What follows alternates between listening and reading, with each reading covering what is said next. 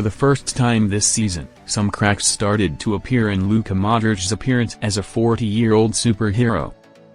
When he arrived on a free transfer from Real Madrid in the summer, there was a lot of discussion about the role that Modric would play in this Milan squad, not just in terms of his position but his importance too. Some speculated that he might just be a luxury reserve, while others believed he would be a leader in the most important matches and perhaps rested for others. Allegri answered it in the first few weeks: the Croatian will always play, wherever and whenever possible.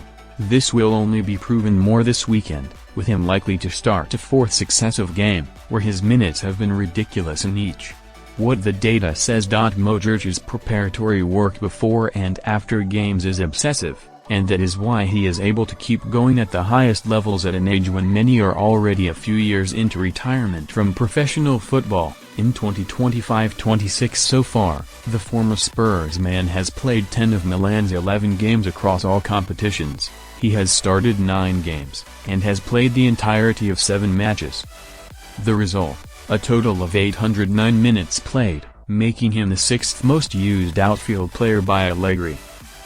The aforementioned numbers are significantly higher than those from his last 2 seasons at Real Madrid. In 2024-25, Modric played 27 of 56 games as a starter, 48%, which was down from 23 of 46 in 2023-24, 50%. Last season, however, the Croatian captain played more 90-minute games, 10, compared to 6 the previous year. Of course, Real Madrid have an embarrassment of riches when it comes to midfield talent, so they were much more able to rotate him in and out whenever suited. The first warning signs. On Tuesday night at the New Balance Arena, Modric looked human for the first time. He is normally the orchestrator and the metronome for Milan, yet when the team were swept up in the first half siege from Atalanta, he too seemed unable to stop the surge in pressure. It's hard to do it alone, admittedly, as he often has in recent weeks. The giveaway in the build-up to Ademola Lookman's equalizer was very uncharacteristic, but it was an emblem of poor ball management by the entire team. When even the tidiest midfielder in recent football history, arguably, is giving the ball away in bad areas, pressure will build.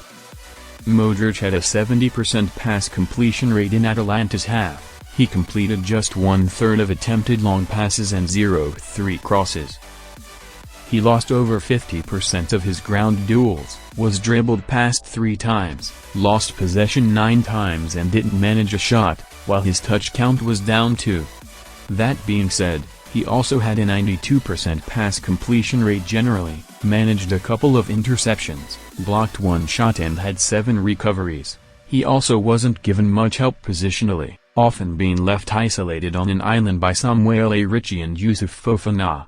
The alarms are not about Modric as a player, his quality is simply beyond doubt, but rather his use. At 40, it would be naive to presume he has the same battery life as everyone else, and it is at risk of being drained very early.